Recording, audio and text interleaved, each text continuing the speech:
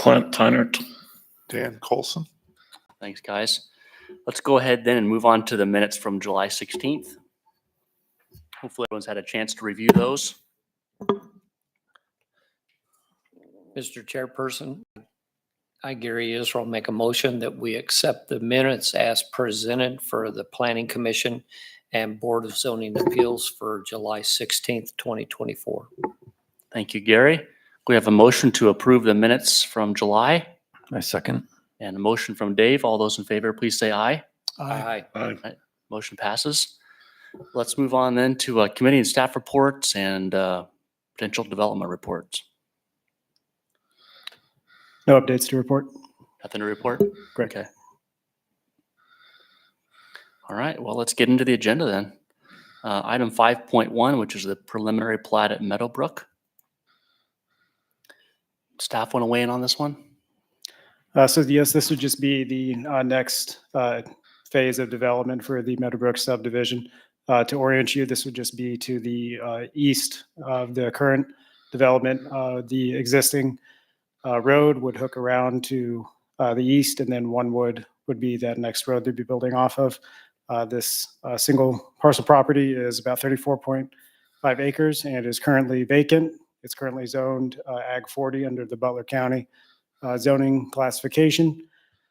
We'll later hear the rezoning case for it to be SF2, the single family residential medium density district. Water and sewer already are serving the existing subdivision and can be readily extended to this next phase.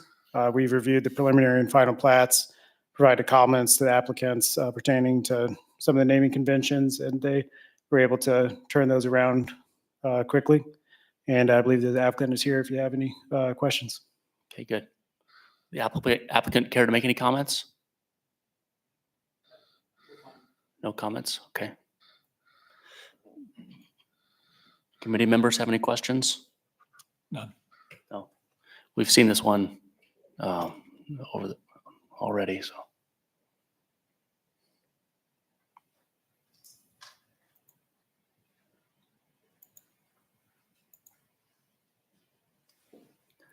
I remember when that road was approved. Was that last year? Frey Road off of Harry? Last year, the year before? I don't remember. Yes, that was the Meadowbrook I can't remember. 3rd edition. Okay. That one lot plat that we Oh, right there on Harry. adjacent to Harry. Yes. Okay. Good. Kind of set the tone for the alignment of that road. Mm-hmm. Good. Well, if there's no more comments or questions, do I have a motion? Mr. Chairperson, I, Gary Israel, make a motion that we approve with modifications the Meadowbrook 4th edition preliminary plat and recommend that the governing body accept the dedication of land for public purposes. Thank you, Gary. Do we have a second? I'll second that. Okay. Second by Peter. We have a motion and a second. All those in favor, please say aye. Aye. Nay. All right. Motion passes. Let's move in on to 5.2. Page 8.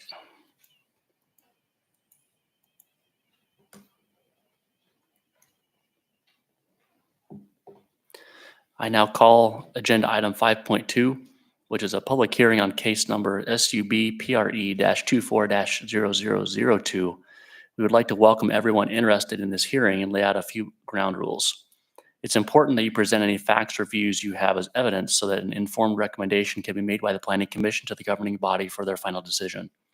By state statute, the governing body does not have to hold another public hearing on the matter, although they may listen to whomever they wish. You will be asked if there is any new information which was not heard at this hearing. It is to everyone's advantage if you would present all the necessary information at this hearing. After the city's zoning administrator provides a commission with background information, I'll call upon the applicant. Public comments will be heard following the applicant. Once all have been heard, the applicant will have the opportunity for final comments. The Planning Commission will close the hearing to public comments and then will consider the 14 factors on which to base the recommendation. During this time, the Commission may direct questions to the applicant, the public, and/or city staff.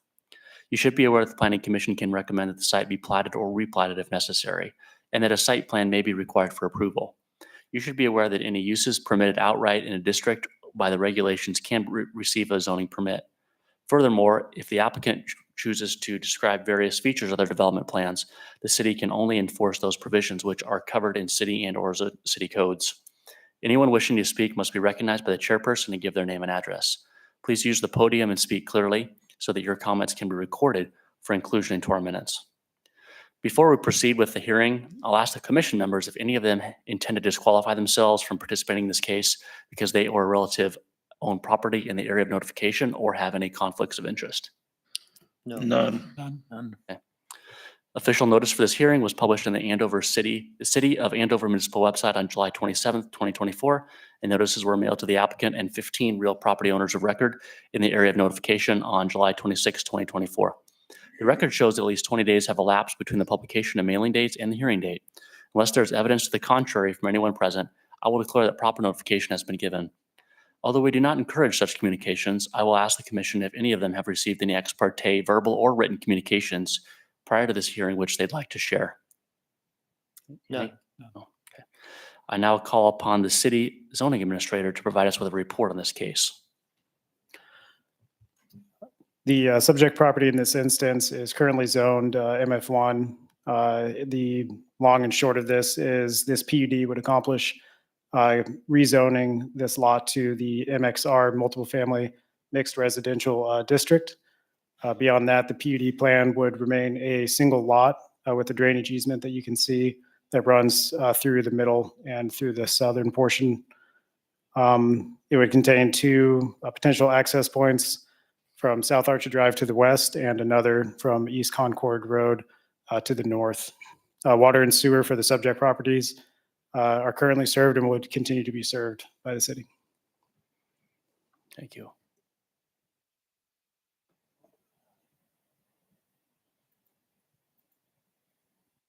Any questions for staff?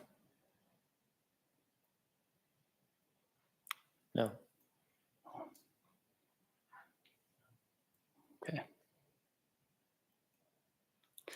I now call upon the applicant to make his or her presentation on the request and any response to the zoning administrator's report. If you would state your name and address. Yeah, yes, sir. Kenley with Garver. I'm agent for the applicant, 1995 Midfield Road, Wichita, Kansas. We reviewed the staff comments for the project and we have made adjustments based on those. We're in agreement with the staff comments. We feel like switching this from its former use as a mobile home park to the multifamily use is a good use for the property. With that, I don't really have any comments and I'll just stand for any questions that might come and I'll answer any rebuttal that's necessary on it.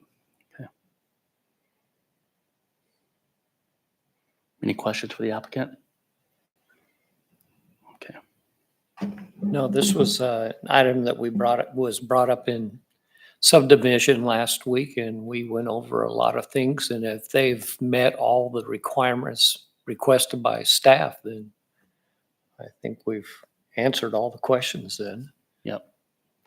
Just so the public knows, anyone who's here, subdivision is a committee of the planning commission that meets the week before planning commission, and a lot of details of these projects are ironed out and discussed prior. So it meets monthly as well. So no more questions of Ken? No. Thank you. Yep.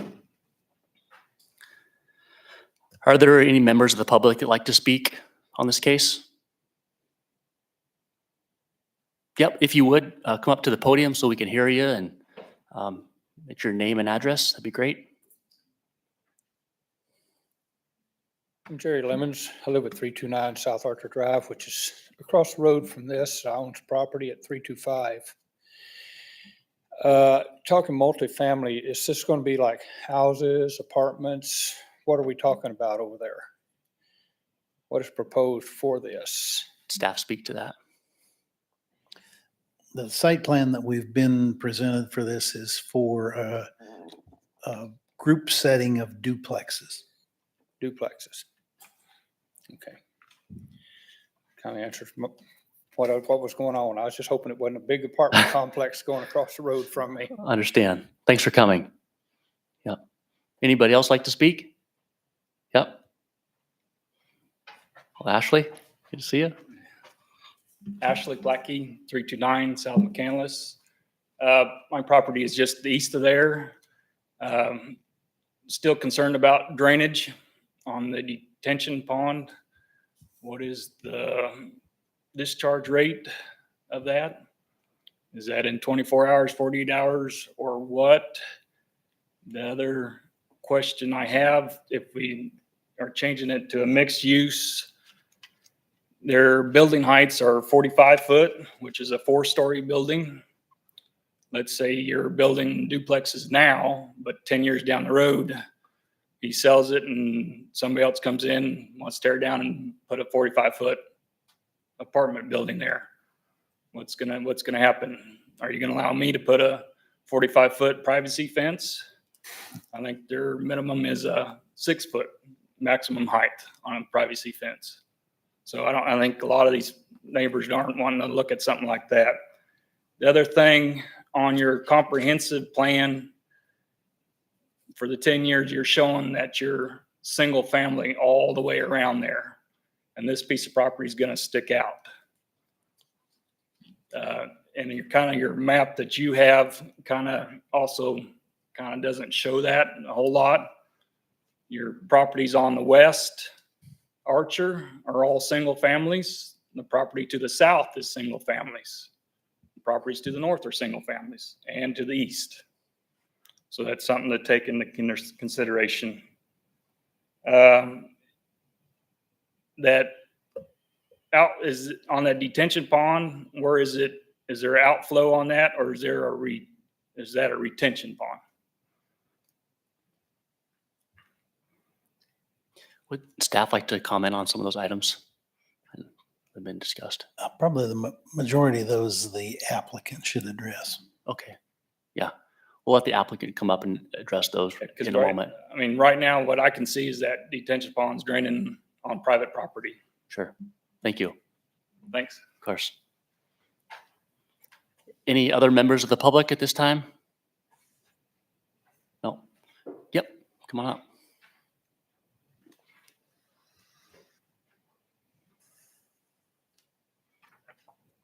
I'm Zach Smith. I'm at 1006 Paul Revere, which is at the far top left property. Really, I just have a couple questions. With this PUD, would the city require construction of curb and gutter streets, both along Archer and Concord, since the site plan depicts having access to both of those roads? And I also agree with his comments about the 45 foot buildings. If that were the case, I would disagree with in the planning commission's report at number 10 about it being in like with the surrounding community. That really doesn't conform. So I would ask the applicant what if there's any architectural depictions that they have planned at all. And then I also would ask city is this going to go to site plan review committee? Because typically with that, the plans included in there have a lot more detailed as far as what's going in. So yeah, that's really all I have. Very good. Thank you. Good. Any other members of the public? The applicant would maybe come back up and discuss those items. That'd be great. I think there were 5 or 6 of them, really. Yeah, so again, Ken Lee with Garver, agent for the applicant. These will be duplexes proposed on the subject property. These are a little different than some duplexes where it's not going to be just a wall of garages the way that you see on some. It's going to actually have a parking lot, and it's a little nicer finish on the exterior of the buildings than you see on a lot of them. So a good example of what these will look like. There's a couple different places, but Kellogg and Woodlawn, I think it's Kellogg and Woodlawn, maybe Kellogg and Oliver. There's some on the north side of the road there in that area. Also up in Park City, we're doing 70 buildings up there in that one. So it's a fairly large development, but it's more of they do different kind of architectural finishes on them for a little bit more interest. They'll be gabled and hip roofs mixed in there to give them a little bit of different look. So it will be duplexes. They're going to be 20 to 25 foot tall buildings is what the finished building height will be. I can't guarantee what the future uses on the property would be, but I will say that they're going to be investing enough money in this property. It would take an incredibly substantial investment to buy it out and tear it down. So I would imagine that that's extremely unlikely with the plans that they have, that it's unlikely that it would be cost effective to tear everything down. So I think the fear of 45-foot buildings is probably something that's really unlikely to happen. Never say never, though. As far as the pond design goes, what we did there is we have an obligation to reduce our 100-year discharge, the 100-year 24-hour discharge to below existing rates. And so that pond was sized to accomplish that. It is not a retention pond, it's a detention pond. So we will be releasing the water. One of the things we'll do to minimize impacts on the property is we'll install some kind of a spreading weir before it reaches the adjacent property, so we don't have concentrated point flows. We'll want the water to spread out and go out kind of like it is today. The point we're releasing it to at the southeast corner is the natural drainage point for the property today. So our intent is that, our goal is that it doesn't look any different in the future than it does today as far as the way the water runs off of there. But it will continue to run off as it does today. The water will continue to be released. One of the questions was the zoning and the fact that this zoning isn't really congruent with everything around it, and it's not today. So I would say that this use is probably a more favorable use for the neighborhood than the previous use of it being a mobile home park. So I think this multifamily housing is going to be a better use for the area than the current zoning was allowing. And then one thing that I didn't mention but was requested last week is there was mention of screening around the property, that we need to implement screening, and we do plan on implementing the screening. So Which site plan will the to site work with plan will on. address those issues, yes. And this will go through a full site plan review process before anything is allowed to go to construction. So, What about the curb and guttering? so in meeting with the city staff, because we are having two access points, one of the discussions is getting both Concord and Archer paved. The city's requirement on gravel roads, my understanding is that we have to pay for it to be paved if it's a gravel road as it is today. At a minimum, we have to make it an asphalt mat. We would work with city staff to see if it would end up being a curb and gutter. I don't think that there have been no decisions made on that. We will also be extending water service into the area as well. So it will be paved, but the exact method is something that we still need to work out with city staff, and that'll be worked out as further down in the process. Other question, committee have questions of the applicant? Do you have any elevations? I don't have any on me, unfortunately. I didn't think about Is that doing that. Before a final is done, I think we'd want to see that, as would the public. Yeah, and that's fine. We can provide some different ones. Like I said, it's one of those things. They're not standard as far as there's not a specific, this is exactly what each one will look like. The nice thing about these is you can have pitched roofs, gabled roofs. Well, they decided not to do pitched roofs, so I shouldn't say that, but they do gable or hipped roofs on them, different roof types to give them a little different look. And then they can also do different finishes on them as well. Okay. But we can certainly talk to them about having that for the final. Prior to the final being voted on, I think it'd be important to have that as a part of the agenda packet, so we can all review it and the public can see it too. Yeah, I will say that the specific building elevations, I don't think is a part of the normal zoning process for approving the zoning, but if it gives you a better idea of what they're planning on, we're happy to help. And I think it's probably more important to quite a number of those folks than even to us. Yeah. I don't live next door. Yeah. You guys have more questions? So after the preliminary is approved, then it goes through site plan. You have to go through approval there. First would be the final PUD plan. Yeah. That would come back to the planning commission and ultimately the city council. And then before construction, it would go Approval. to the site plan review committee for their Yeah. review and approval. They have seen this in a very preliminary form. Okay.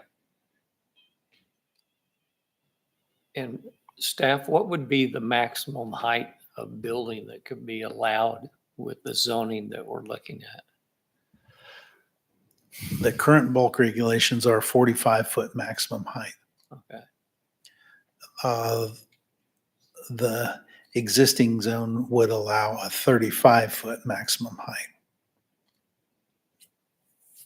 as is typical in all of the single-family residential zones.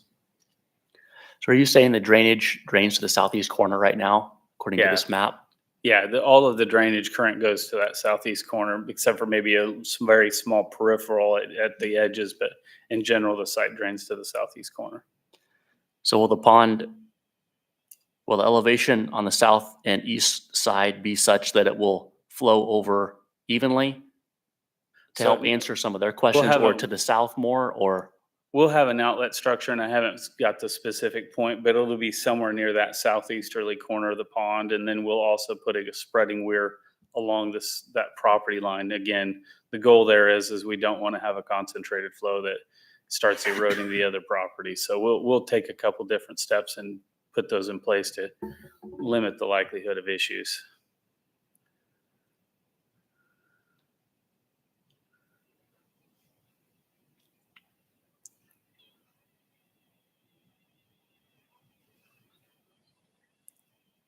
Any other questions for the applicant?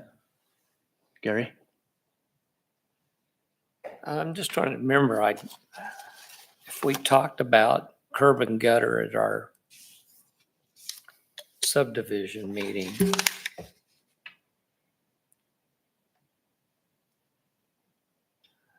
And I don't have that in my notes. Would that be required, curb and gutter, if they're paving Archer and Concord?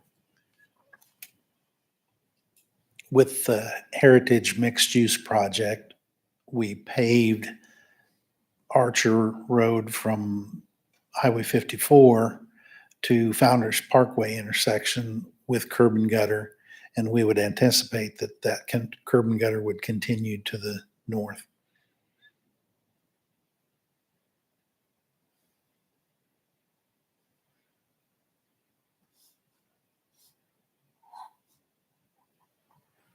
Are there how many items are there additionally that you guys, that staff would see before a final would be able to be voted on, from what you can tell? Is it pretty close, or?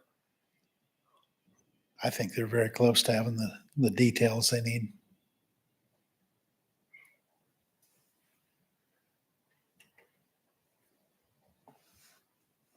How many units were there planned without counting? 14? 14? Yeah. I think 14. That sounds right. Would Oh, four- yeah. 14, 14 buildings. 14 buildings, right? Structures, yeah. Yeah.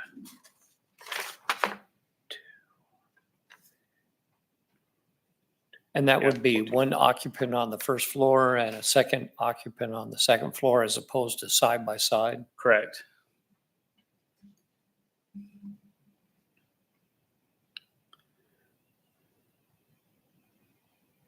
So there'd be a ditch along the east side? Yeah, we'll put in a storm sewer. What we have proposed right now is there's going to be a storm sewer at the east end of the roadway that would pick up a ditch that would run along the east side. So yeah. Mhm.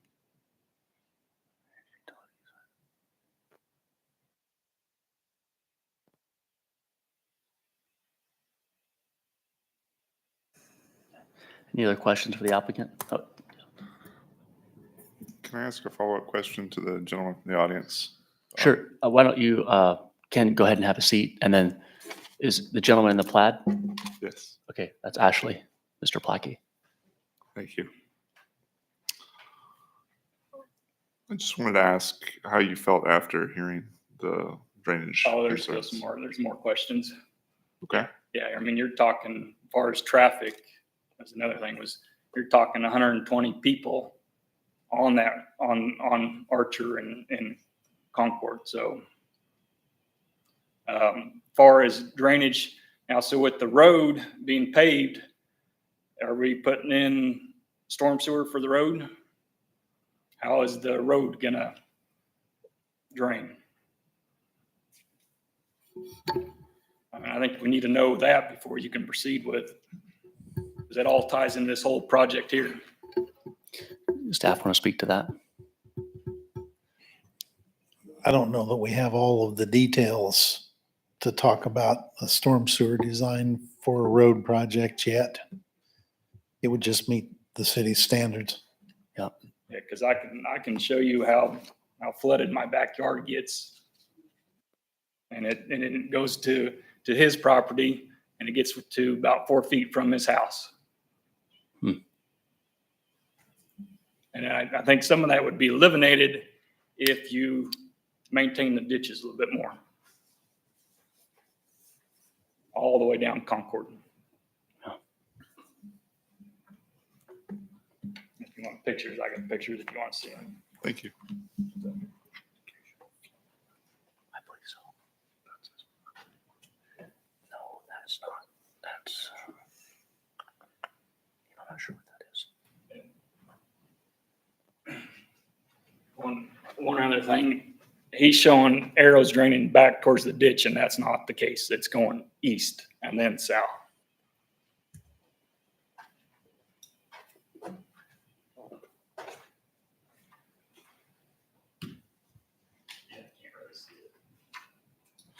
We can see it on our map. Mhm.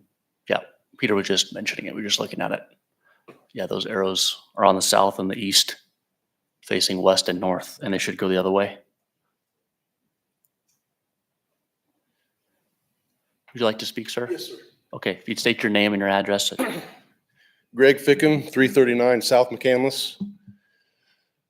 So the drainage, what he's showing is going to dump onto Ashley's. There is a ditch there that the county put in years ago. Township was supposed to maintain it. I've been there since '05. And just as Ashley had said, that ditch runs south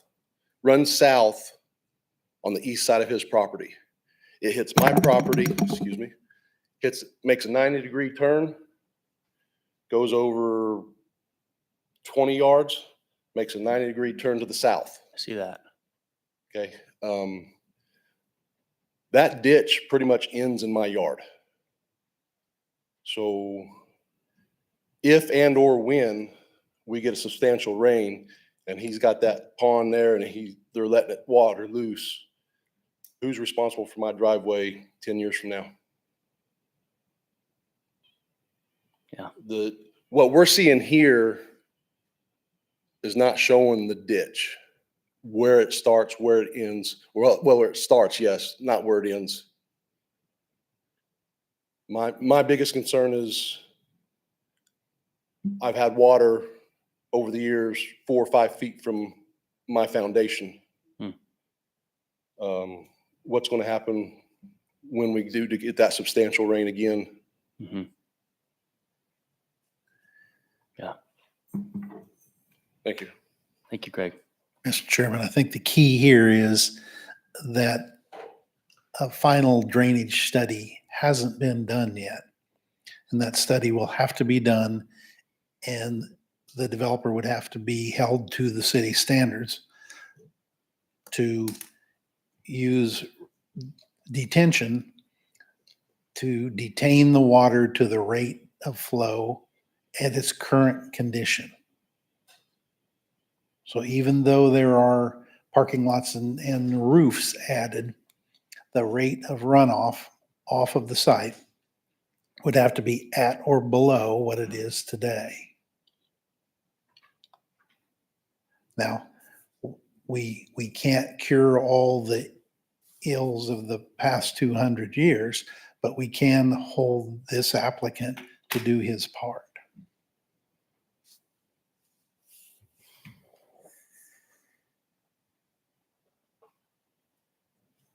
When would a drainage report expected to be done?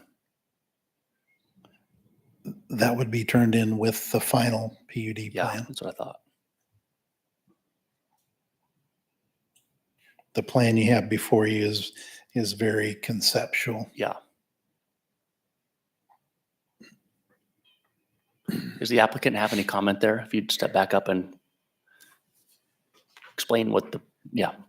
So there was a question about storm sewer, and one of the things that Les did inform us when we were talking about this project originally is that if we were to go to a curb and gutter design, we would have to install storm sewer, work with the city to install storm sewer as necessary if it was required with the project. So again, to what Les said, we haven't done that design yet. That's a different part of the project in many respects, because that's a roadway design, which doesn't really have anything to do with the actual plat itself. But that is something that we would, as Les said, it would have to be designed to the city standards. And Les covered it well. We will turn in a final drainage plan with this project. If you look at the drainage concept, we actually have additional room on the site. So if our calculations ended up dictating that we needed a larger pond, we do have room where we could make that reserve larger if our calculations end up dictating that's necessary. So, and I've had these before where I had it all drawn out. We had our concept and we go, well, we got to take a building out and make the pond bigger. And if that was the case here, the final PUD would show that if that came up in our final design calculations, that we needed to enlarge it to the point of losing a building, that our client understands that's a cost of doing business. So we do have an obligation to detain that water to less than existing rates. And we take that seriously. I don't want to be in the news any more than anybody else does. Thank you. I think from the committee's perspective, a study on that and the size and the city staff knowing the regulations really well, we'd have to be really comfortable. At least I think, maybe I'm speaking for just myself, but very comfortable that the drainage would not be an issue for all of the homeowners that live close by. Yeah, So- and I will tell you that our very, very preliminary site plan, because of the size of the site, is not very large. We did not even have a pond proposed, and the staff has said, no, you're going to need to put detention in there. So they're already watching out for the neighbors already. So. Okay. Any other questions for Ken? Who pays for that road if turns out it needs to be?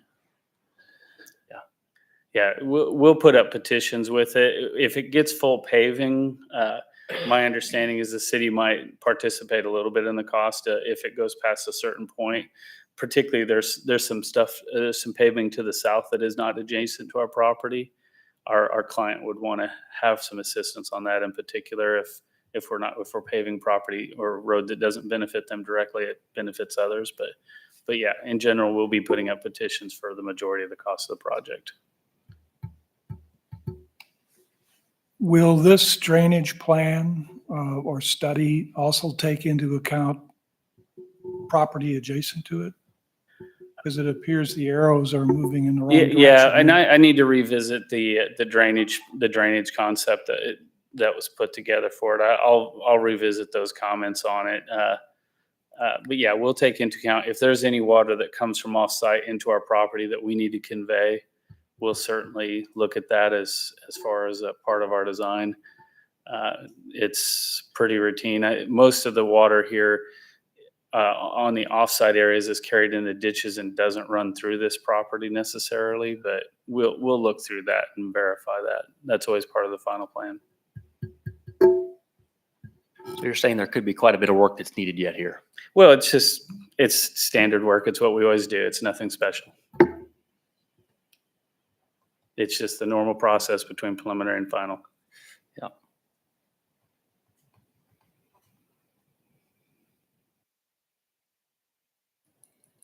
Any other questions of Ken?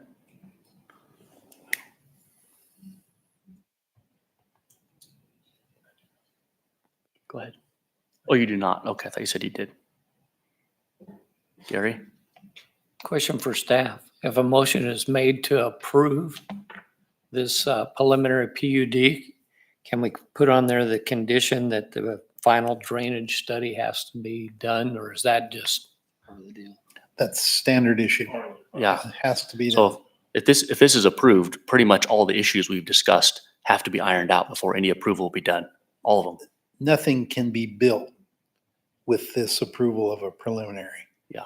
The final has to be accepted before anything could be built.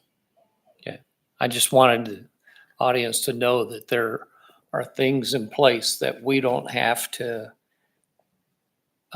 make conditions for, because that'll be taken care of in the final PUD.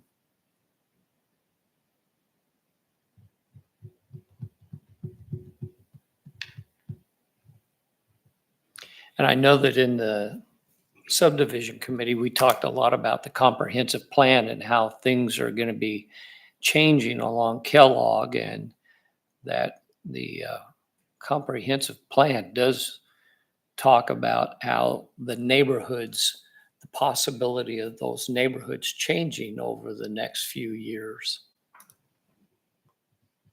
Sure, Gary. And there was a comment made about that future land use map. Remember that those future land use changes are very soft lines. They're not hard lines. They weren't drawn to a specific property. They're more general, that along the highway, we would expect to have the city corridor type of uses that would transition its way down to the single family homes in the area. But those properties that are kind of in the middle there are likely to change from their current single family use to something more in line with the city corridor. What would be the process? Who would be responsible for improving that ditch to, I believe it's Greg, right? Yeah, the ditch that he spoke of that I didn't know was there clearly. What could be done there? And it sounds like it is the city or county's possible role to improve that. I wasn't following his directions on just where that ditch is located. It sounds to me like it's on private property. So it's a private improvement.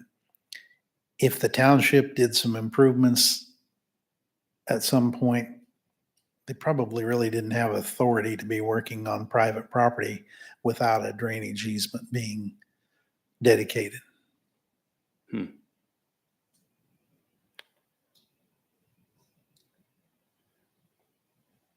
The work on this project would be on this parcel, or if any work was to be done offsite, it would have to acquire easements to do so.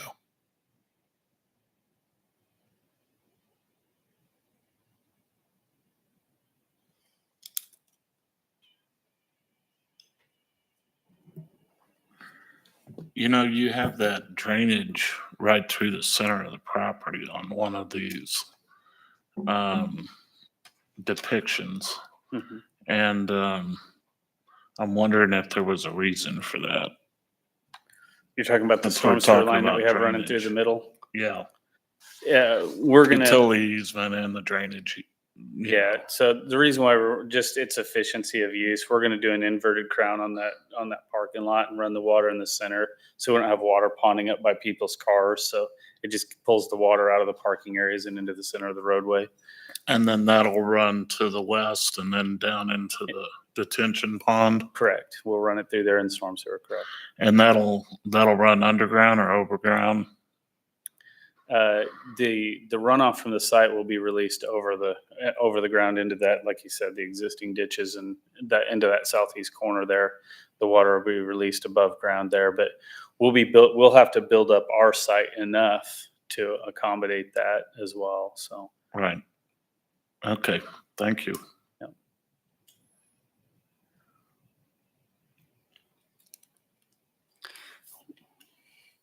What's the commission think? Clearly this is a preliminary for a reason, and I would not vote to approve it if it wasn't, if this was the final, I sure would not vote to approve it.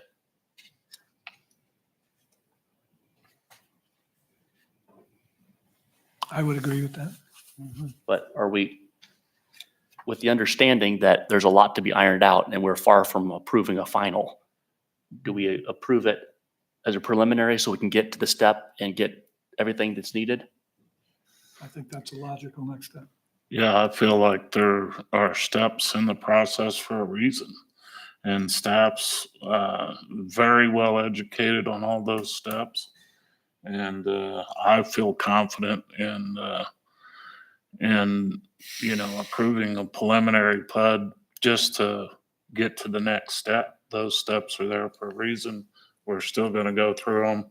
We're still gonna make sure the drainage is correct. We're still gonna make sure all the other items that we always approve here and that I'm sure the city council's approved. I have confidence in the system itself. Yeah, Mr. Chairperson, we still need to go through our Right. facts and findings, so. Right. I want the public to know that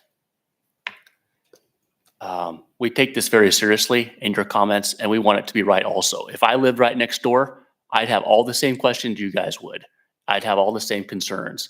But if we approve the preliminary, like I said, it doesn't at all mean anything final at all. It gets us to the next step to get the drainage study and everything, and the streets, and get more answers. So it might seem like I'm sure you'd love to see it, the preliminary not even be approved at all. Got one more question. In its current zoning, can he do duplexes now? What's the reason to go to the mixed use? Les?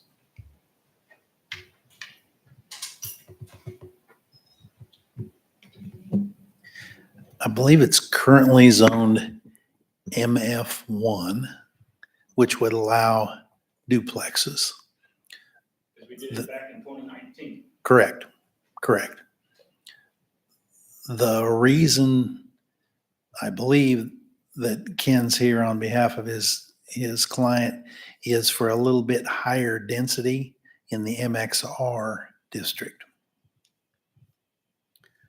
But duplexes are allowed in either of those. Can you speak zones. to that, Ken? Yeah, and that's exactly why, to make this property feasible, and especially with the requirement to pave the roads and stuff, you have to have enough density to generate the revenue to pay for these roads to be paved and pay for these other improvements. If we were to put 4 duplexes on this piece of property, that property would just sit empty. It wouldn't get developed. Thank you. Any more questions of Ken? Okay. Thank you, Ken. Yes, thanks. Like I said, we go through the findings of fact, and if the motion's approved, like I said, it's far from being approved. There's lots of information that we need. And like I said, also, every one of us up here would want all the same answers you guys have if I live next door.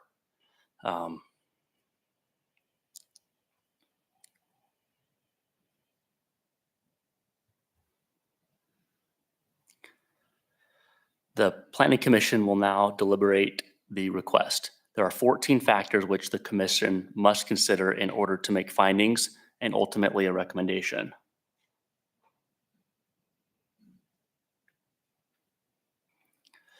I can do those. I can do it. Okay. Let's see. Staff items, number 1, do adequate sewage disposal and water supply and all other necessary public facilities, including street access, exist? Or can they be provided to serve the uses that would be permitted on the subject property if the change in zoning was approved? Staff's reply, public facilities are in place and adequate or could be readily extended to serve the property.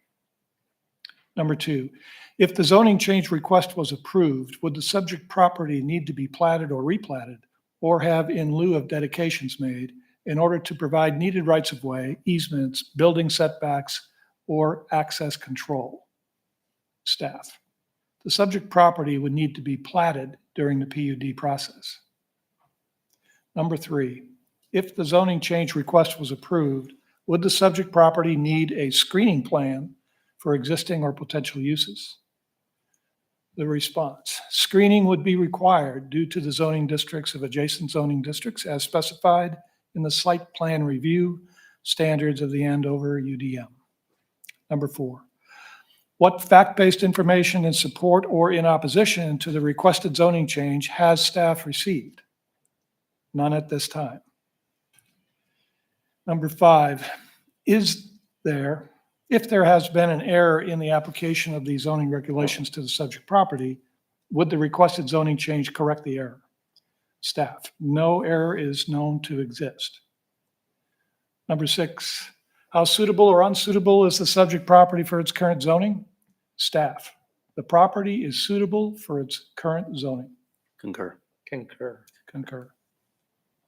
Number 7, is the length of time the subject property has been vacant or undeveloped under its current zoning a factor in the zoning change request? Staff: no. Concur. Number 8, how reasonably well suited will the requested zoning change of the subject property be with the current zoning of nearby properties? Staff: with adequate screening and buffering, the proposed use will be well suited for the location. Concur. Concur. I concur. Number 9, has the zoning change been requested because conditions in the area of the subject property have changed or are changing? If so, what is the nature and significance of these conditions? Staff: no. Concur. Concur. Concur. Number 10, Can I make a comment there? Yes. So we're looking at changes in the demographics and the housing types in Andover. So I see this as being a condition for the change that's being requested, that there's more requests for duplexes and multifamily homes as opposed to single-family homes.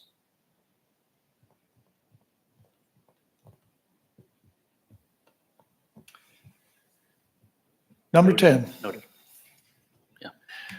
What are the current land uses, character, and condition of the subject property in the surrounding neighborhood? The staff response: the current land uses in the area are similar in character and condition, but differ in that the proposed use is for multifamily homes as opposed to existing single-family homes. Concur. Concur. Concur. Number 11, would the proposed zoning change of the subject property allow land uses which might have detrimental effects on nearby properties? And if so, how? Response: the proposed use will increase traffic, lighting, activity, etc. over the current vacant lot, but not noticeably increase the effects of the uses currently permitted. I would, And I'd make a comment that Do. with this coming in there, it would provide paved streets with the possibility of curb and gutter that would help with the water drainage. I think the streets are nice, but I would also, I mean, if I was a homeowner, I might think that it would have some detrimental effects too. So I don't know that I would completely concur with that there would be no impact. So I'd just like that stated. Yeah, I would think as well. I mean, if it was a mobile home park, activity would still be there, right? Correct. And so I see this really as a trade-off with little impact to its intended uses.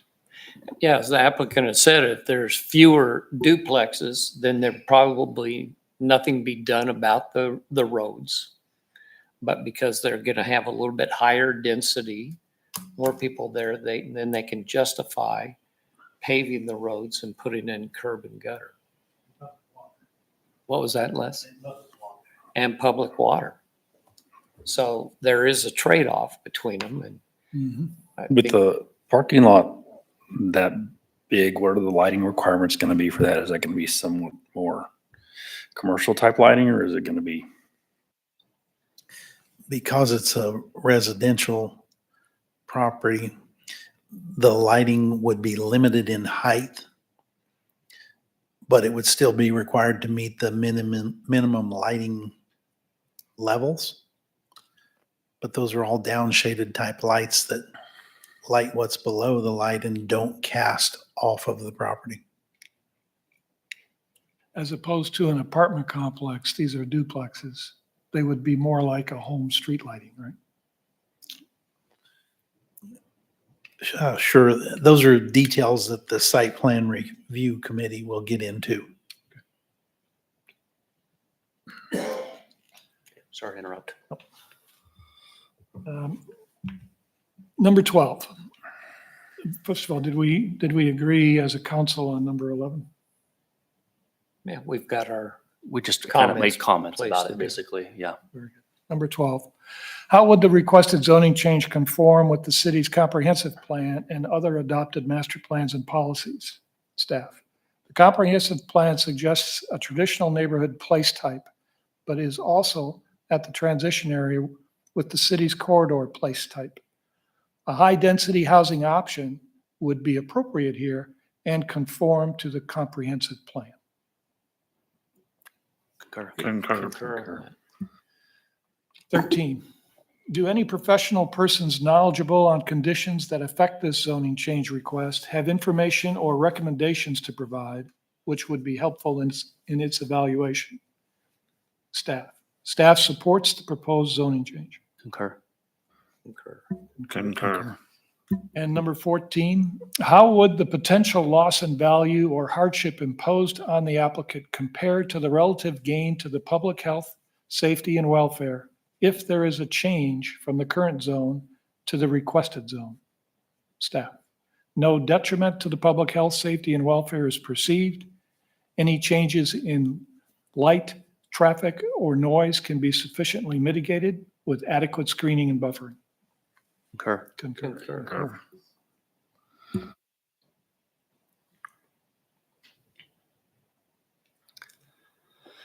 Having discussed and reached the conclusions on the finding of fact, I'd remind the commission that any proper motion should reflect the factors on which it's based.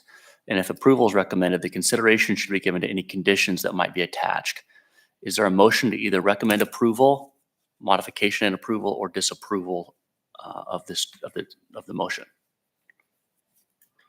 Mr. Chairperson, having considered the evidence at the hearing and the factors to evaluate the application, I, Gary Israel, move that we recommend to the governing body that case number SUBPRE-24-00002 be approved based on the findings of the Planning Commission on findings number 6, 8, 9, and 12 as recorded in the summary of this hearing.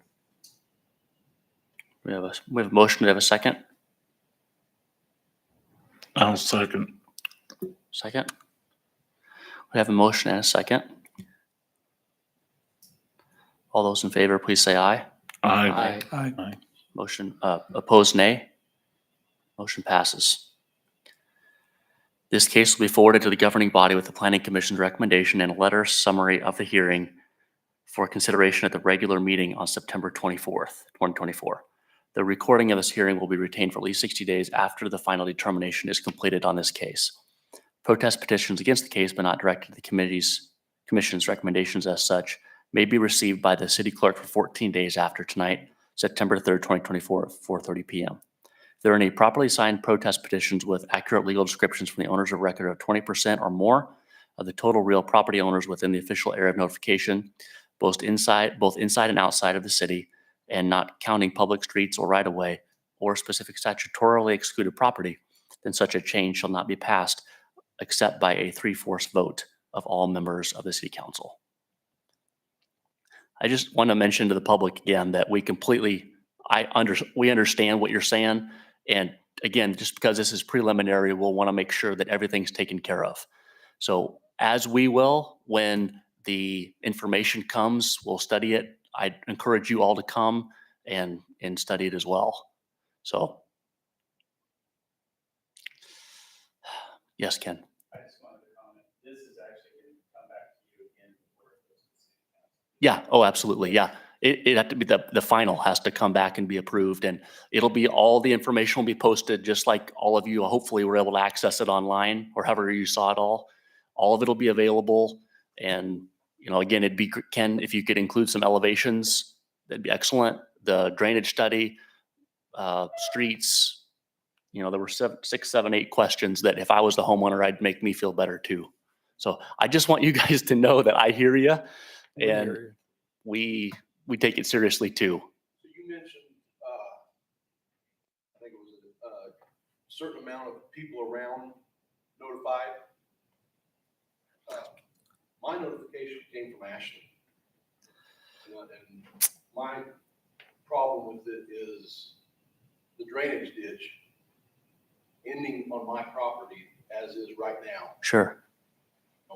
So is your notification? They were supposed big enough? well, you could speak to the range less, but according to what I see here, notices were mailed to the applicant and 15 real property owners on July 26th, but would you speak to the distance? Sure. The state law requires that we send individual notices to the property owners that are within 200 feet of the subject property. So you may be close, but you may just be outside of that 200 feet radius. Is that 200 feet to property line or house? It's 200 feet to the property line. So you're adjacent. Yeah. I should've gotten one. It's 90 Yeah. feet. Yeah. Well, it might provide some confidence to the public if we knew that Glenn got a letter, was at least mailed a letter. I'm not saying you lost it, Glenn.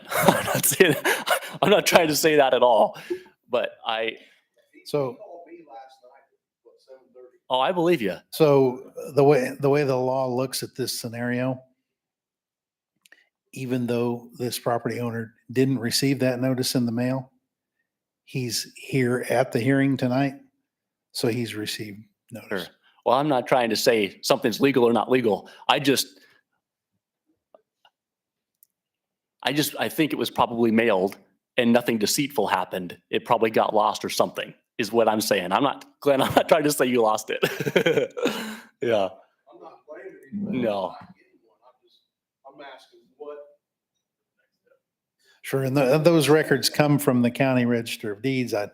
There are a lot of circumstances where, for instance, if you were in a contract for deed, that notice probably would have gone to the person who holds that contract, not necessarily Sure. the contract purchaser.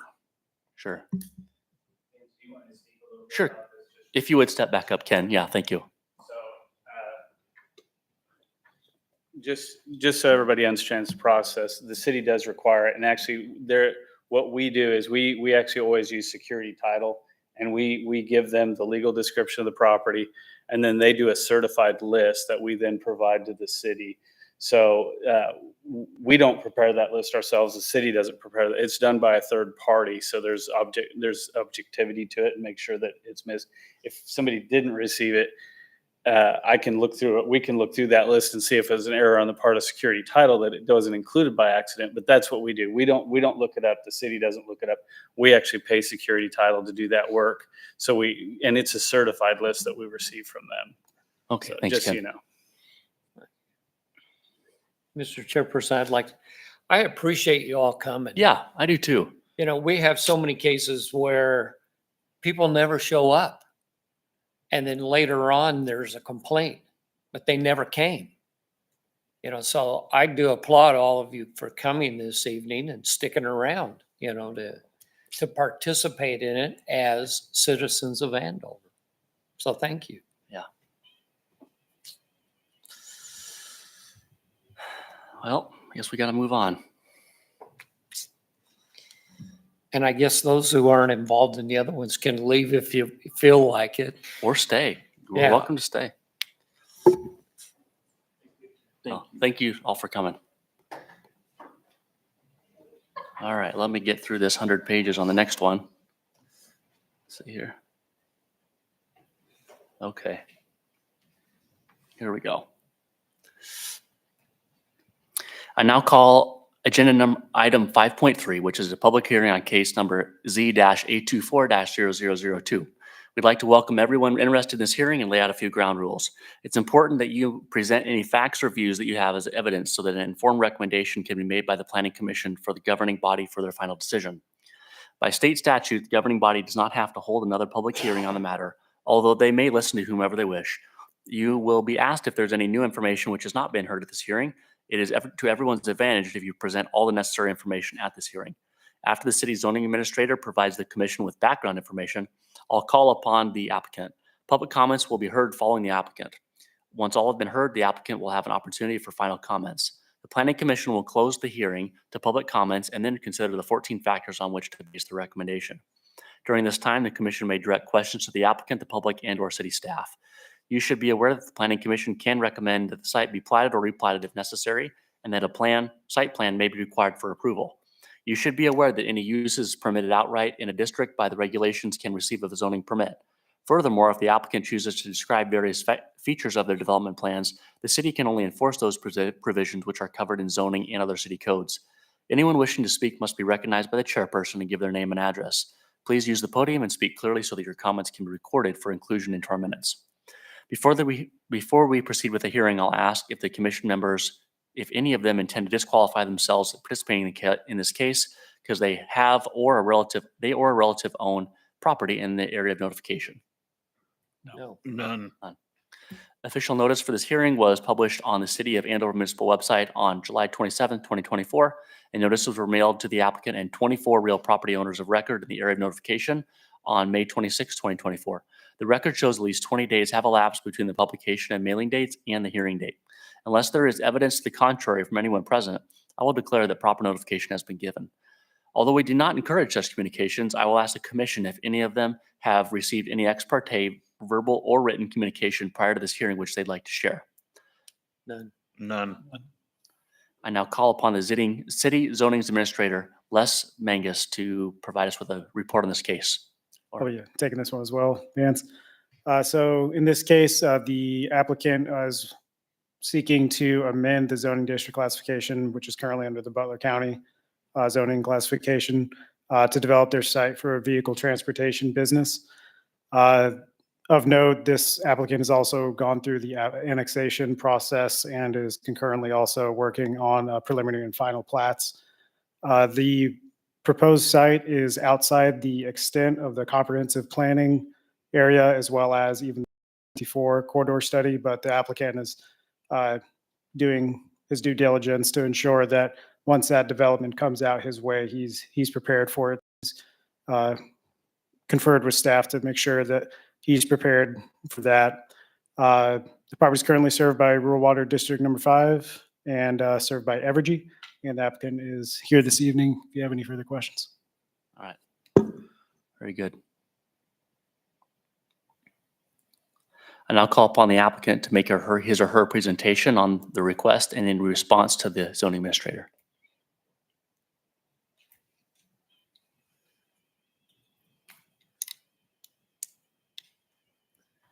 My name is Joe Hutchison. I'm with BHC Engineering. I'm an agent for the client.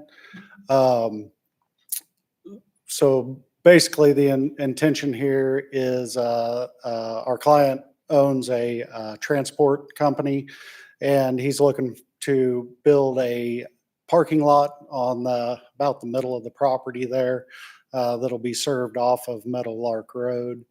And what is it, Brad? Six trucks would be probably the most I think that would ever be there. Of course, he makes money when they're on the road, so he doesn't want them at the shop. So, but we've met with city staff, had a meeting last week, ironed out some things such as the driveway entering off of Kellogg, that will go away, and all entrance to the property would be off of Meadowlark.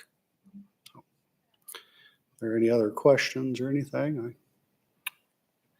Questions of the applicant?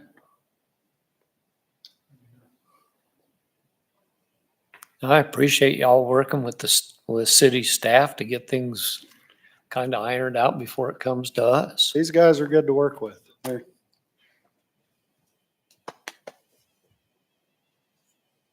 Any questions of staff? Who put together or who put in here the Butler Vision 2020? The document that's in there? Yeah, that scan document was kind of a flashback to the past, huh? Yeah, no, Les and I were discussing what any of the county, visions for how this would be developed to ensure that, we're adhering to that just because it's so far out the extraterritorial jurisdiction. Les, I don't know if you had anything to add there? Yeah, I didn't read the whole thing, but I glanced at it and there were some interesting things in that document that I didn't know. Gary, remember that we are required by statute to review the comprehensive plan annually in order for it to be up to date and allow us to do subdivision and zoning. The county's under that same statute.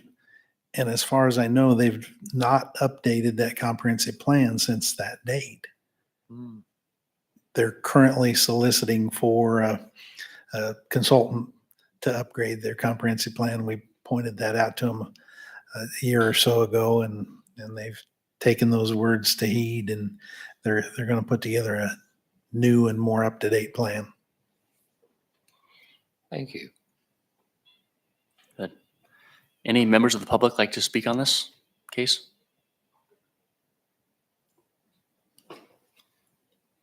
Any written communication been received? Staff, any written communication? No. I assume applicant, no final comments needed. Oh, I have a question. So it's just a parking lot that's going to be out there? Will it be a repair shed or building or anything like that that'll be constructed?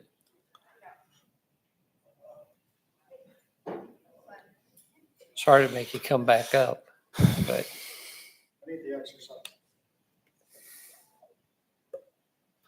At this time, there is a large, if you can see on there at the south end of the property, there is a large pole barn there. That lands inside the area that would be where the frontage road would eventually go as that corridor extends. But for the time being, that barn is there for something like that, but there's no plan at this point to build anything other than just the parking lot.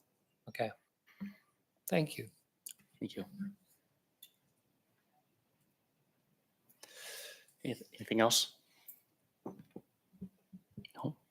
Hearing no further public comments, I hereby close the public portion of the meeting hearing. There will be no further public comments unless the commission wishes to ask questions or clarify information. The Planning Commission will now deliberate the request. There are 14 factors which the commission must consider in order to make findings and ultimately a recommendation. I can read those. Do adequate sewer disposal and water supply and all other necessary public facilities, including street access, exist, or can they be provided to serve the uses that would be permitted on the subject property if the change in zoning were approved? Staff, the property is currently served by Evergy and Rural Water District Number 5. Who 2, takes care of sewage? There is no public sewer available in the area, so it would be a private system. Okay, thank you. 2, if the zoning change request was approved, would the subject property need to be platted or replatted or have in lieu of dedications made in order to provide needed streets, right-of-way, easements, building setback lines, or access control? Staff, a final plat of the subject property is in process pending the outcome of the change in zoning district classification. 3, if the zoning change request was approved, would the subject property need a screening plan for existing or potential uses? Staff, because the adjacent properties are in Butler County zoning districts, no landscape buffer or screening is required. However, during the site plan review process, the committee will ensure the implementation of appropriate screening, giving adjacent land uses by implementing requirements for a temporary landscape buffer. 4, what fact-based information in support of or in opposition to the required zoning change has staff received? Staff, none. If there has been an error in the application of the zoning regulations to the subject property, will the requested zoning change correct the error? Staff, no error is known to exist. 6, How suitable or unsuitable is the subject property for its current zoning? Staff, subject property is an undeveloped parcel in Butler County, Agricultural District 40 zoning district. Because it's less than 40 acres of land, it's not suitable for its current zoning. Concur. Is the length of the time the subject property has been vacant or undeveloped under its current zoning a factor in the zoning change request? Staff, no. Concur. How reasonably well suited will the requested zoning change of the subject property be with the current zoning of nearby properties? Staff, the requested zoning change is well suited for the current zoning of nearby properties, which include local businesses. Concur. Has the zoning change been requested because conditions in the area of the subject property have changed or are changing? If so, what is the nature and significance of these conditions? Staff, no. Concur. 10, what are the current land uses, character, and condition of the subject property and the surrounding neighborhood? Staff, the current land uses of the subject property and surrounding neighborhood are low-density, rural home sites, and small businesses. The proposed use and zoning would be consistent with the character and condition of the surrounding neighborhood. Concur. Would the proposed zoning change of the subject property allow land uses which might have detrimental effects on nearby properties? And if so, how? Staff, potentially detrimental effects such as undesired lighting, noise, and traffic will be mitigated by prescribed setback, screening, and control standards specified in the Andover UDM. 4. Concur. 4. How would the requested zoning change conform with the city's comprehensive plan and other adopted master plans and policies? Staff, the proposed zoning is outside of the extent of the comprehensive planning area as well as the US 54-400 corridor study future land use map, but would readily conform to the intent of the Andover Comprehensive Plan 2024 to 33. Concur. Do any professional persons knowledgeable on conditions that affect this zoning change request to have information or recommendations provide which would be helpful in this evaluation? Staff supports their proposed change in zoning. Concur. 14, how would the potential loss in value or hardship imposed on the applicant compare to the relative gain to the public health, safety, and welfare if there is a change from the current zone to the requested zone? Staff does not anticipate any detrimental effects or hardship to public health, safety, or welfare that could not be mitigated by adequate screening and buffering. Concur. Having discussed and reached conclusions on our findings of fact, I'd remind the commission that a proper motion should reflect the factors on which it is based. And if approval is recommended, then consideration should be given to any conditions that might be attached. Is there a motion to either recommend approval, modification and approval, or disapproval of, or table the discussion?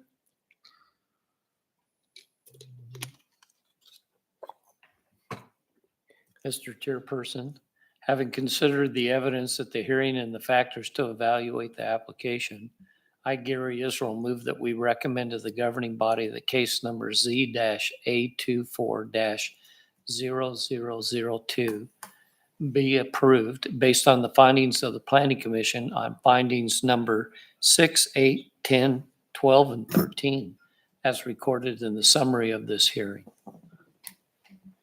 Thank you, Gary. We have a motion. Do we have a second? I'll second that, David Pulley. All right, motion and a second. All those in favor, please say aye. Aye. Opposed, nay. Motion passes. This case will be forwarded to the governing body with the Planning Commission's recommendation and a written summary of the hearing for consideration at their regular meeting of September 24th, 2024. The recording of this hearing will be retained for at least 60 days after the determination is completed on this case. Protest petitions against this case, but not directed at the Commission's recommendations as such, may be received by the city clerk for 14 days after tonight, September 3rd, 2024 at 4:30 p.m. If there are properly signed protest petitions with accurate legal descriptions from the owners of record of 20% or more of the total real property owners within the official area of notification, both inside and outside of the city, and not counting public street, rights of way, or specific statutorily excluded property, then such a change shall not be passed except by a 3/4 vote of all members of the city council. All right. Let's move on then to item 5.4.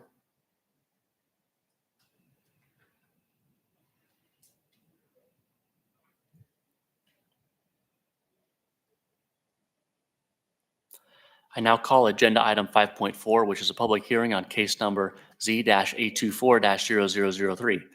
We would like to welcome everyone interested in this hearing and lay out a few ground rules. It's important in that you present any facts or views that you have as evidence so that an informed recommendation can be made by the Planning Commission to the governing body for their final decision. By state statute, the governing body does not have to hold another public hearing on the matter, although they may listen to whomever they wish. You will be asked if there's any new information which was not heard at this hearing. It's to everyone's advantage if you present all the necessary information at this hearing. After the city zoning administrator provides the commission with background information, I will call upon the applicant. Public comments will be heard following the applicant. Once you have all been heard, the applicant will have a final opportunity for comments. The Planning Commission will close the hearing to public comments and then consider the 14 factors on which to base their recommendation. During this time, the commission may request questions to the applicant, the public, and/or city staff.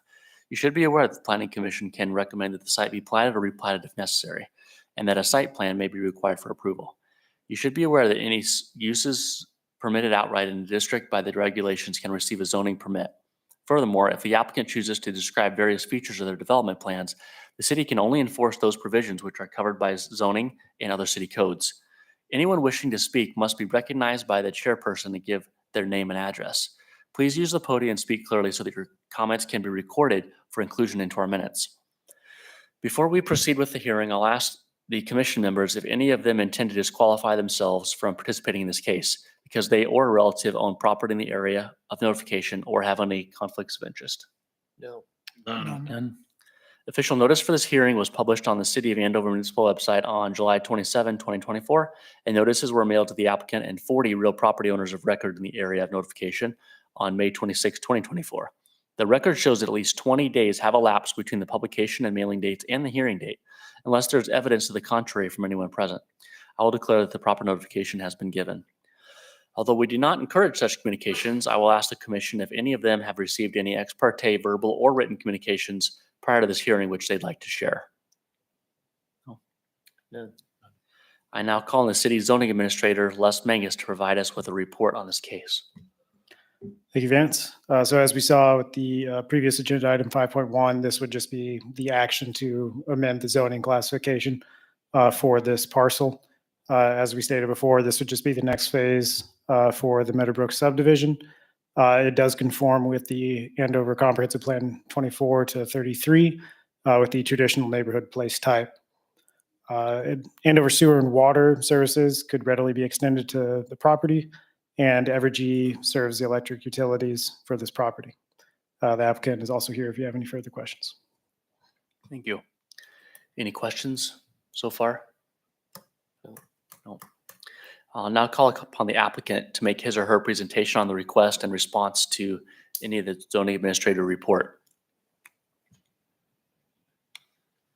Kirk Miller, K Miller Engineering. I'm the agent. The property to the west, the Meadowbrook, and then the Meadowbrook third to the south already have this zoning. This will just continue to tie the zoning together, and it does cover the preliminary plat you saw at the start of this meeting. Be glad to answer any questions. Here, the zoning goes across the street. What's that? The red box. Yeah, it's the red not box. indicative That's a, information. I think this is yours different. So that's what I have. But it goes across the street. It's a hedgerow. Does it not? I think that's a, It goes to the west.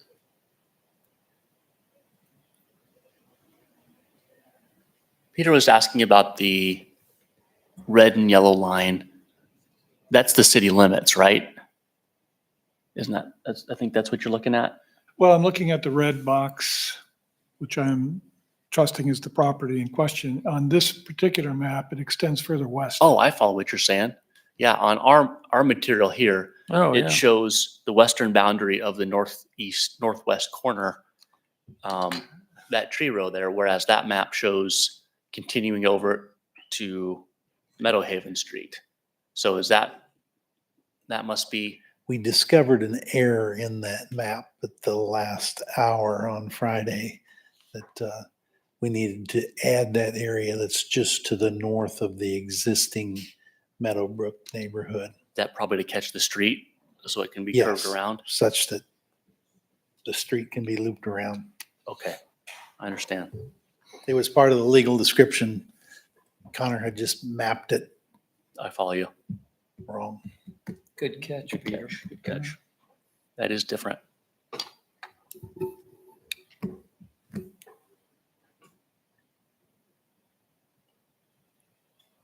Dumped a lot of loads of dirt there. They have.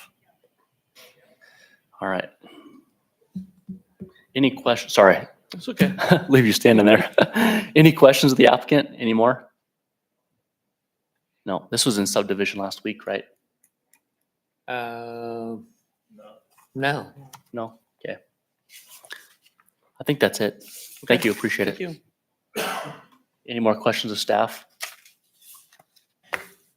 Pretty straightforward. Seems like it. Yeah.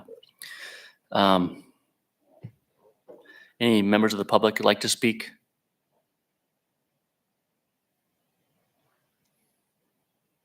Any written communication been received?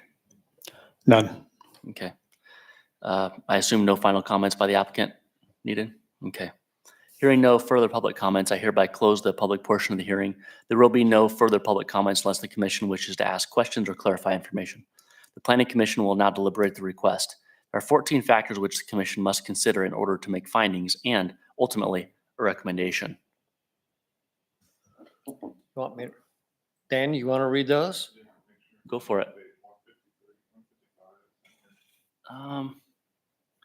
Depends on which one you're using. This one has page 2. It's A24-003. 10 or 13.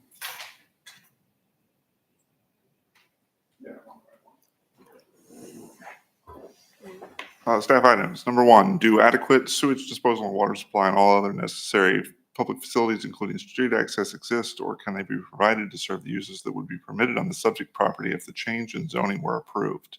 Staff, the property is currently served by Evergy. Existing sewage disposal and water utilities can be readily extended to the property. 2, if the zoning change request was approved, would the subject property need to be platted or replatted or have in lieu of dedications made in order to provide needed rights of way, easements, building setback lines, or access control? Staff, the applicant has submitted the preliminary plat to be reviewed concurrently with the zoning amendment.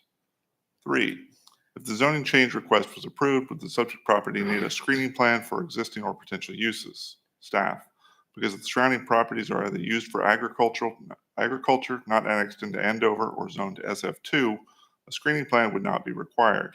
However, because the surrounding properties are in Andover's extraterritorial jurisdiction and will later be annexed into the city, any further development of the site plan committee would take this into consideration and ensure adequate screening is in place should those potential uses require a landscape buffer or screening plan. 4, what fact-based information in support of or in opposition to the requested zoning change has staff received? None. 5, if there has been an error in the application of these zoning regulations to the subject property, would this requested zoning change correct the error? Staff, no error is known to exist. 6, how suitable or unsuitable is the subject property for its current zoning? Staff, the subject property is undeveloped parcel in the Butler County Agricultural District 40 zoning district. Because it is fewer than 40 acres, it is not suitable for the current zoning.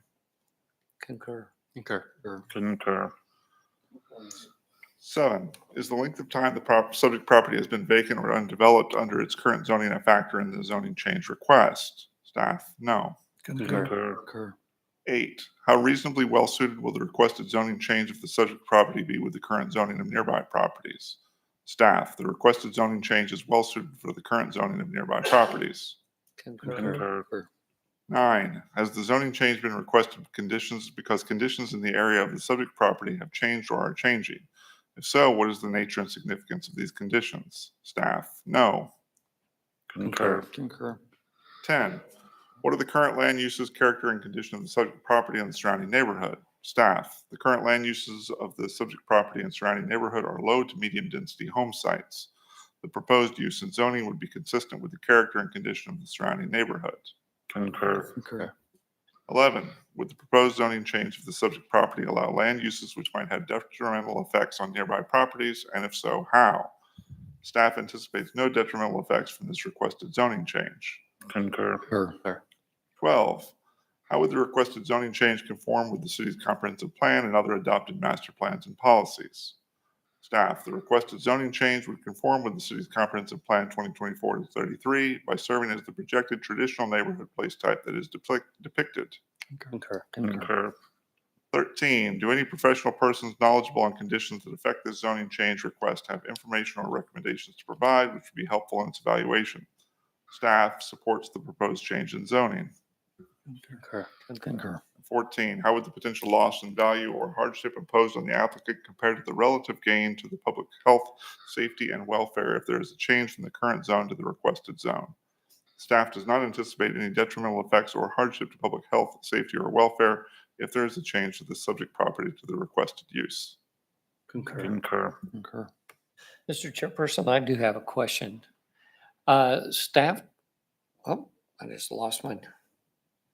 The two properties that are on either side of what will be the road that goes up to that section, have they expressed any concern about that? Because their property, it looks like their homes are pretty close to what would be that. See, wasn't the applicant the homeowner on the west side? Seems like that was the case.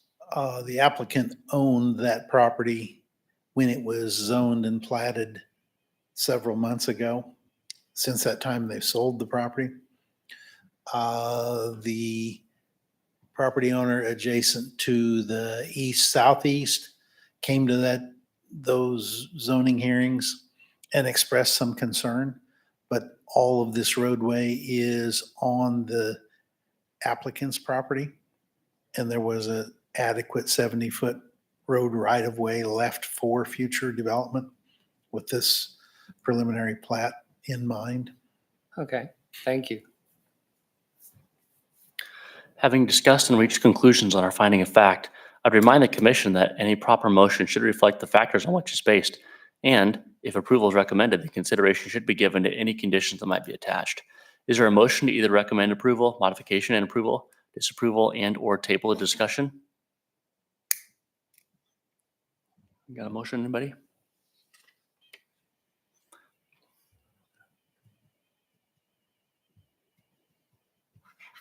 I'll make a motion. Okay. Found it.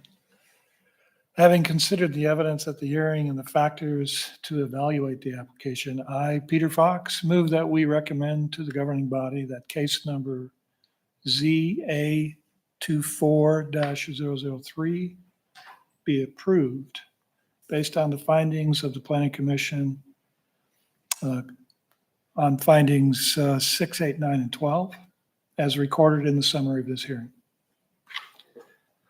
I, Gary Israel, second the motion. Okay, we have a motion and a second. All those in favor, please say aye. Aye. Opposed, nay. Motion passes. This case will be forwarded to the governing body with the Planning Commission's recommendation and a written summary of the hearing for consideration at the regular meeting of September 24th, 2024. Recording this hearing will be retained for at least 60 days after the final determination is completed on this case. Protest petitions against the case, but not directed at the Commission's recommendations as such, may be received by the city clerk for 14 days after tonight, September 3rd, 2024 at 4:30 p.m. If there are properly signed protest petitions with accurate legal descriptions from the owners of record of 20% or more of the total real property owners within the official area of notification, both inside and outside of the city, and not counting public street right-of-ways or specific statutorily excluded property, then such a change shall not be passed except by a 3/4 vote of all members of the city council. Thanks for coming. Let's move on to 5.5 then.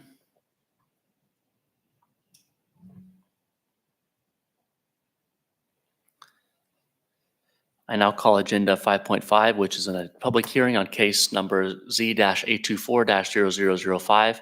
We'd like to welcome everyone interested in this hearing and lay out a few ground rules.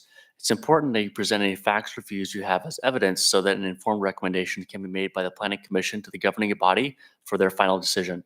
By state statute, the governing body does not have to hold another public hearing on the matter. although they may listen to whomever they wish. You will be asked if there's any new information which has not been heard at this hearing. It's to everyone's advantage if you present all the necessary information at this hearing. After the city zoning administrator provides the commission with background information, I'll call upon the applicant. Public comments will be heard following the applicant. Once all have been heard, the applicant will have an opportunity for final comments. The Planning Commission will close the hearing to public comments and then will consider the 14 factors on which to base their recommendation.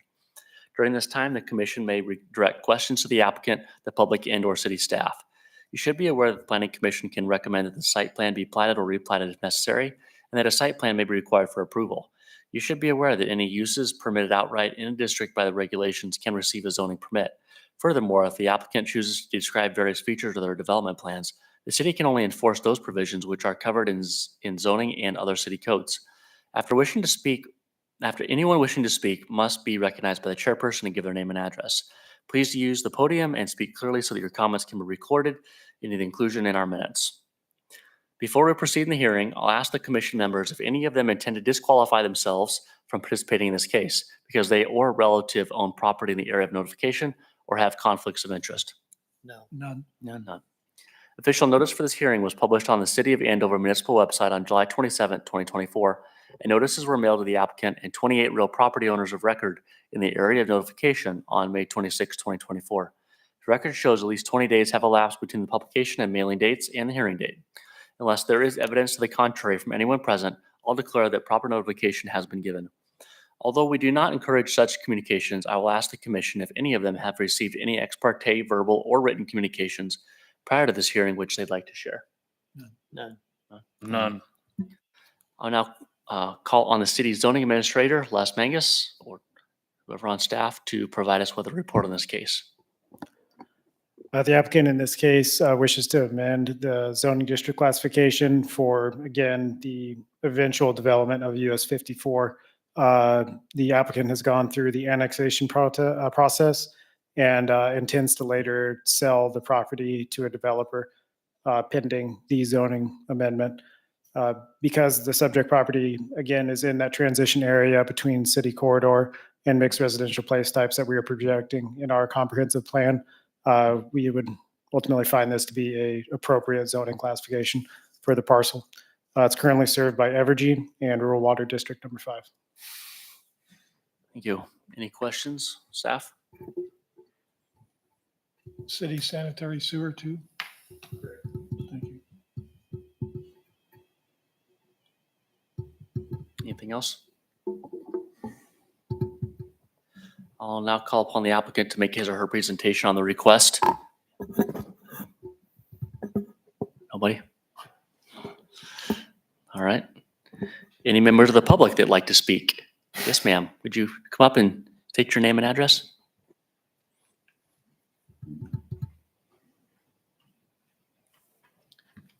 Hi, I'm Susan Miller. I'm at 536 South McCandless. So I am the lot directly to the south of this lot. I guess my personal comments. We've been there for, 6 years now?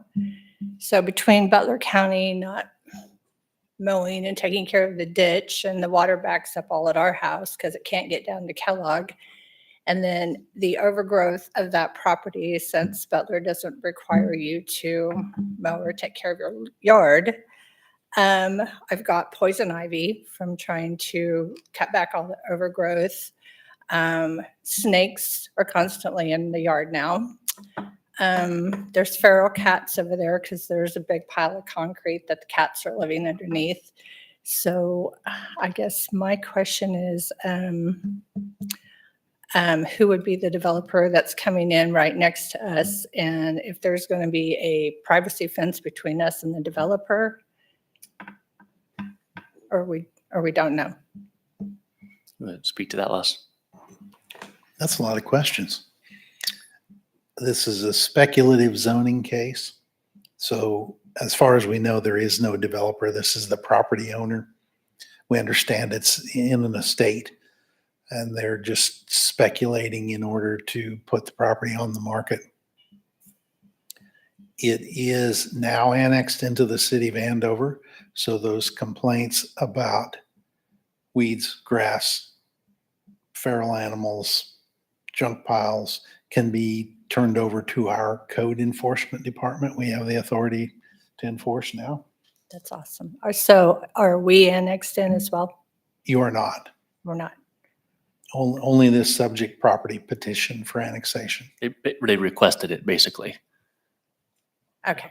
So even though I'm not in the city of Andover, I'm technically Bruno Township, I can call now and complain on that property? Certainly, because the subject property is now in the city. That makes my heart happy. I just dealt with another snake on Sunday. Yeah. Yeah. Okay, that's all I really had to say. Thanks for coming. Yep. Thank you. Thank you. I get poison ivy really easy also, multiple times every year. So I understand. It's not fun. Get a goat. Get a goat? Yeah. 62 years without it, and then you got it? Yeah, I don't even think I have to touch it. I think I can just You breathe just have it. to say it and I start itching, quit it. What's that? Just say it and I start itching. Oh, really? Just look at it. Yeah. I don't know. Some people are just more susceptible. I don't know. Okay. Where are we here? No, you don't. You can Nope. stay or Thank go. you You're for welcome. coming. Yeah, appreciate you coming. Thank you. Has any written communication been received? None, Mr. Chairman. Okay. On the notification, did we really mail them out on the May 26th, or should that have read July 26th? At least 20 days. In your, On the notification? yeah, This case had some false starts to it. The applicant first applied to Butler County. Butler County kicked that case back to the city because it's within our extraterritorial. So it was kind of protracted through annexation. got it. Anything else? No. Hearing no further public comments, I hereby close the public portion of the hearing. There'll be no further public comments unless the commission wishes to ask questions, clarify information. Planning Commission will now deliberate the requests. There are 14 factors which the commission must consider in order to make findings and ultimately a recommendation. I'll take it. Good. Do adequate sewage disposal and water supply and all the necessary public facilities including street access exist, or can they be provided to serve the uses that would be permitted on the subject property if they change in zoning were if the change in zoning were approved? Staff, the property is currently served by Evergy and Rural Water District Number 5. Existing sewage disposal and utilities can be readily extended to the property.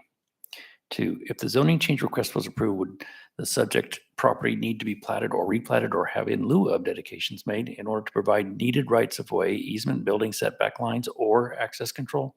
Staff, the subject property would need to be platted for further commercial development. If the zoning change request was approved, would the subject property need a screening plan for existing or potential uses? Staff, because the adjacent properties or Butler County zoning districts, no landscape buffer or screening is required. However, during the site plan review process, the committee will ensure the implementation of appropriate screening given adjacent land uses by implementing requirements for a temporary landscape buffer. For what fact-based information in support of or in opposition to the requested zoning change that staff received? Staff, none. If there has been an error in the application of zoning, the zoning regulations to the subject property, would the requested zoning change correct the error? Staff replies, no error is known to exist. Number 6, how suitable or unsuitable is the subject property for its current zoning? Staff replies, the subject property is undeveloped parcel in the Butler County Agricultural District 40 zoning district because it is less than 40 acres of land. It is not suitable for its current zoning. Concur. Number 7, is the length of time the subject property has been vacant or undeveloped under its current zoning a factor in the zoning change request? Staff replies, no. Concur. Concur. How reasonably well suited will the requested zoning change in the subject property be with the current zoning or of nearby properties? Staff, the requested zoning change is well suited for the current zoning of nearby properties. Concur. Concur. Number 9, has the zoning change been requested because conditions in the area of the subject property have changed or are changing? If so, what is the nature and significance of these conditions? No, says staff. Concur.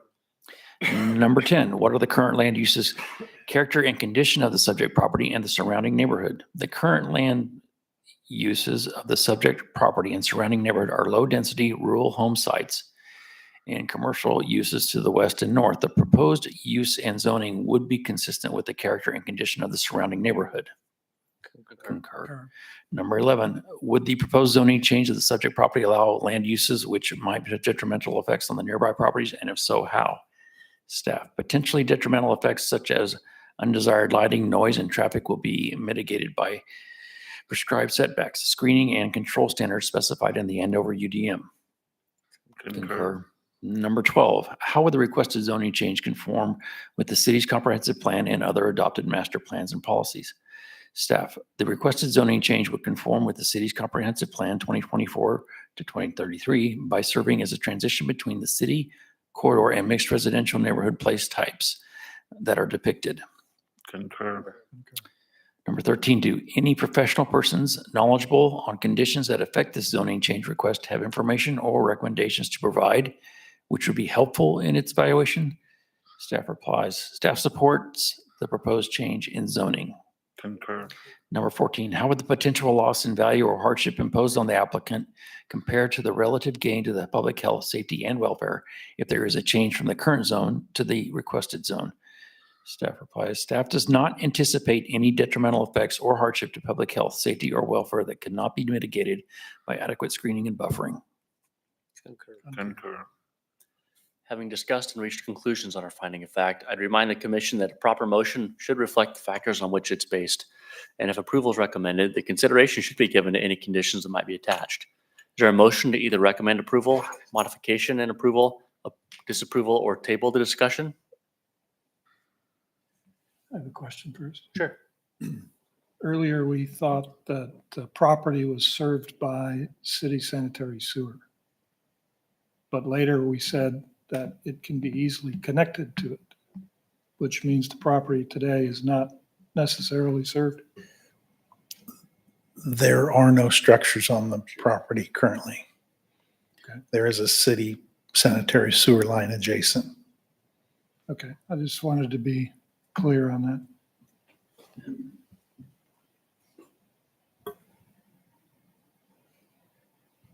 Well, having considered the evidence at the hearing and the factors to evaluate the application, I, Gary Israel, move that we recommend to the governing body that case number Z-A 24-0005 be approved based on the findings of the Planning Commission on findings number 6, 8, 10, 11, and 12, as recorded in the summary of this hearing.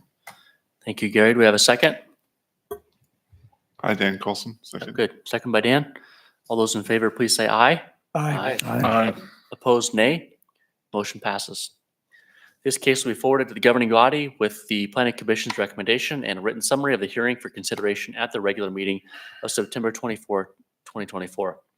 The recording of this hearing will be retained for at least 60 days after the final determination is completed on this case.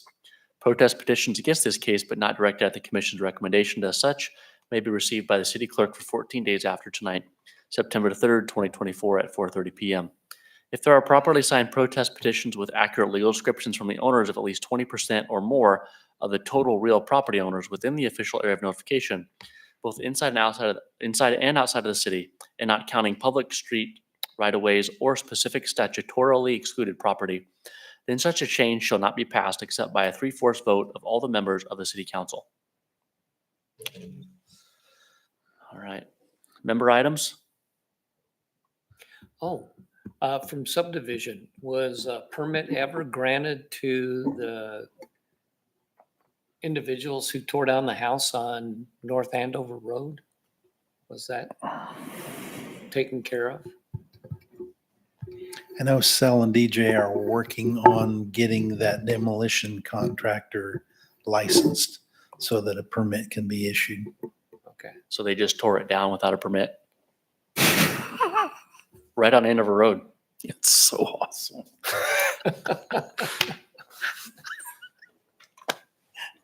I wondered. Oh, that's crazy. Ask for forgiveness instead of permission. It's so true. So when they came a year or two ago, they were going to try to make use of that house and you The make it a bar. brewery Yeah. with seating out No, back. no, that's the old veterinary clinic, which got Oh, torn down. yeah. Now it's north. It's up That's by right. 13th Street, just a couple of houses down from Timbuktu. Okay, that's what That you're house talking just- about. Yeah, Okay. that one just. Oh, I went thought you were away. still talking about the one on, okay. Yeah. This is right next to Yeah, the that car was wash. quick too. Is it right next to the car wash? That's the one I was talking about. The one, It's off your milk route. It's further north. The one that just they started tearing down? that's the one by the car wash, the old pet, the one that used to have the pet signs out front. Yeah. So which one's getting torn down at Free Will? That's up by 13th. Okay. Yeah. Oh, The one okay. down by the car wash is what I was talking about. They were gonna make a brewery or something out of that. Yeah. And then, I was gonna say, if I had to guess, that one was being torn down by somebody unlicensed. But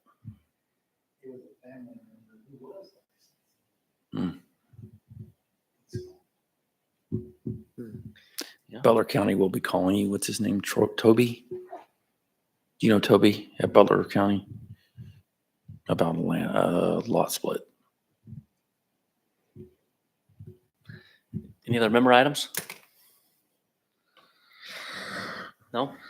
Well, went a little later than normal tonight. It's all right though. Some nights are like that. Well, I, Gary Israel, make a motion to adjourn the meeting. Very good. We have a motion. Do we have a second? Second. All right, we have a motion and a second. All those in favor of adjourning the meeting, please say aye. Aye. Aye. Aye. Opposed, nay? All right, motion passes.